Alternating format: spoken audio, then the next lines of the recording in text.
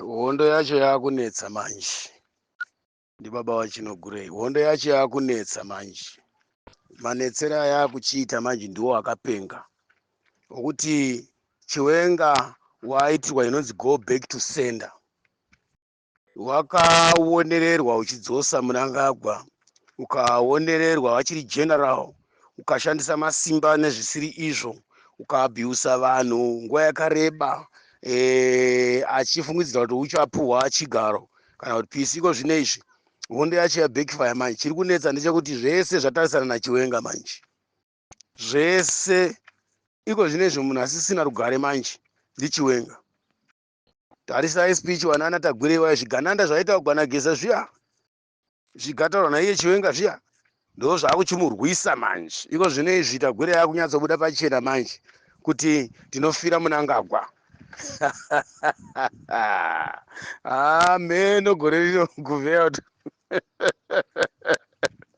ndokuti vatungamiriri ndokuti kana vanhu muri muzvigaro zvemautoka mudzidze mungware muzive kuti umambo hauzvide kuti uri hwaMwari kana kuti umambo uri Kilimanjaro kana kuti umambo ndiwe muridzi wenyika ushe hunotavanwa ushe hunochinjanwa.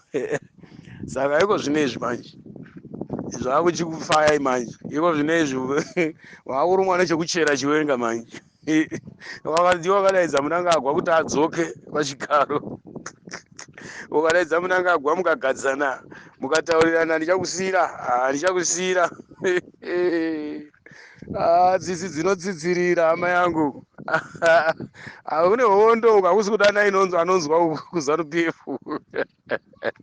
Chiwenga haacharara manje mumba manje akurara achifunga nekuregirina manje. Haikundi this time. Unotoda kutobatsirwa nenyika. Nyika ndio inofanira kutobatsira but manje unobatsira ka munhu anobatsirikazve. Hakuna kungoti munhu ari kwindi. Munhu angori serious, munhu ari shuti, munhu asiri kuradza kuzvirereka kumberi kwevanhu, asiri kuradza kuapologiza. Ndiye akakonzera zvese izvi. Mopedza moti kwa Chiwenga ada kusunungura nyika. Iye ari ndiye akazviita akaisunga kudai. Iye ndiye akadzosa ED. Ndiye aikambe naED achishandiswa naED. Ndiye akadaidza ED kuSouth Africa. Nhasi uno ka ED aripo kavakaisa. Saka imota ada kusunungura nyika. Kusunungura nyika makuziva here? Kusunungura nyika.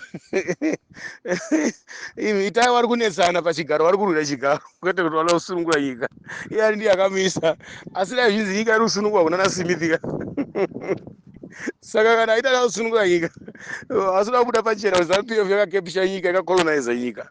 Saka kuti vada kusunungura nyika. Nyika inosunungurwa kani 2017 tikadai takasunungurwa ka1 nekuda kwaDhamani mai kwaChiwenga. Nyika haina kubvira yambosununguka kana. Taitofunzwa kuti nyika yakasununguka. Vanhu vakapembera vakapinda mastreet.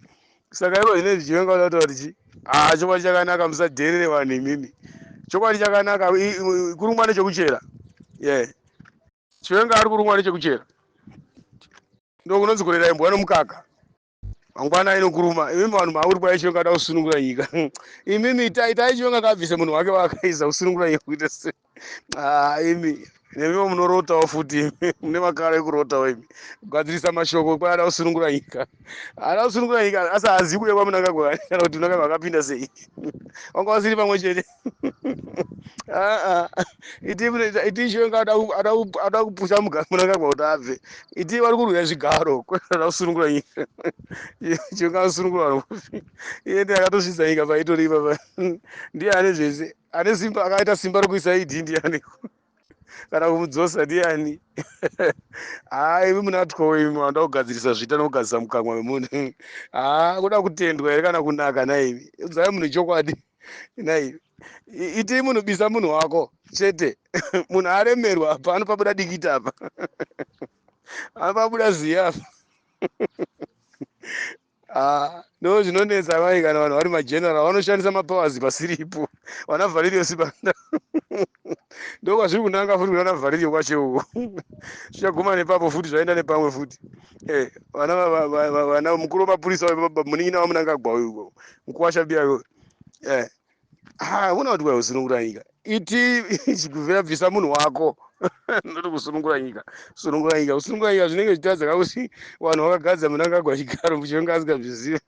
Kusunungura nyika kuita sei? Tibvire apa. Taurai iti bvisa munhu wako. manje pano pabuda ndanyarara. Itibvisa munhu wako pakaipa nani kuti agwire chaiyo chaiyo wakutotaura kuti iwe munaka watomufira isusu. Saka vachiwenga ndozviri pachena kuti havana sapoti kuZANU PF ende havachadiwa kuZANU PF zvachose.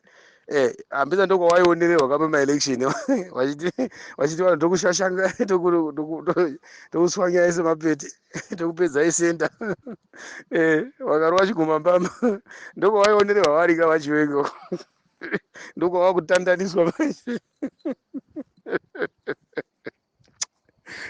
Zvinonyadza zvinoema murume mukuru kana wakuitwa so mani. Zvinongorema kuti murume mukuru ataura kuti varume ka ndanya ndanyira pano. Asi chokwadi chiripo ka chiwenga iko zvine zvaazoita dikita chuchu manje. Chokwadi chitoripo ndechekuti munhu anogona kununura chiwenga paya paya kwete kuti unonunurwa kawototonga nyika. Munhu anogona kumununura kana kuti kumuyamura kana kuti kumuponesa chiwenga paya kuti chiwenga apone paya paya, nekuti wanza abviswa paya paya nenzira iyoyi zvigananda zvichisara zvine power ende zvichamusveta zvigomukuza zvokuti unotorwa zvimari zvese, unoenda kumagumo kwacho unoiswa mujeri, unoparirwa, unokurumurirwa zvimhosva zvakawanda stereki achingobiswa pachigaro akutokoromorwa mhosva dzakawanda stereki otodhonzerwa mujeri.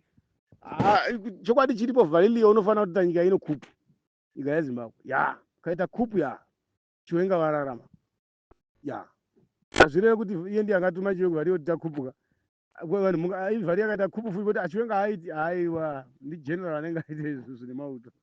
Chokwadi chakanaka chiwenga apa haachapayambuki apa hamuzana haachamuyambuki fe hamusanyepera kusimbisana zvezvenhema machanel muchitaura zita basa rese apa hapachapakundi pa 2030 iri kutaurwa yese iyoyi.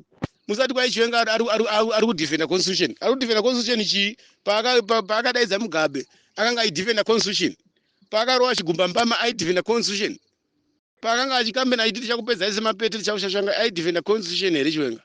Saka musanyepere vanhu imimi machanel enyu kuti kwai chiwenga unodefenda constitution. Constitution ipi? Imi ndo muchida kupa vanhu chiki nehasha mutora zvina nebasa rese. Kana mada munhu vanoti kana munhu ukada mukadzi unobva wada kumukisa nemutsoka mese nemukotsoka mese. Kana muchida chiwenga muda chiwenga taura kuti muri kumusapota chete noti kuti kwai anodefenda constitution. Constitution yaanodefenda ndeipi? Yaanodefenda constitution chiwenga. Ndo muchitaura zvimanhingiriki maratarata imimi. Hapana chiwenga ndiye akanga aitobhija constitution kubvira kudhara akakanganisa vanhu 2017 2018 akakanganisa vanhu akapfura vanhu mutaundi muyami constitution anga asingaizive. Pese panga pachiuraya vanhu pese anga asipe here panga vachisungwa vanhu vachiiswa majeri pachiita sei pese. Iko zvino ndobaa kuchiona kuti majeri ari kushanda akakepshwa.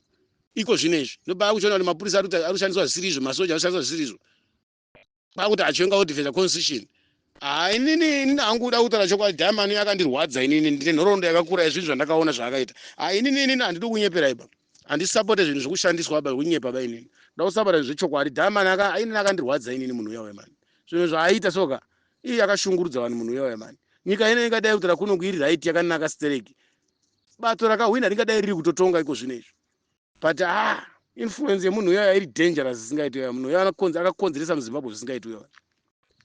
Hondo dzese dzingadai dzakaregerwa dziri kuSouth Africa dai nhasi uno kutora kudai muZimbabwe nyika yakanaka stereki.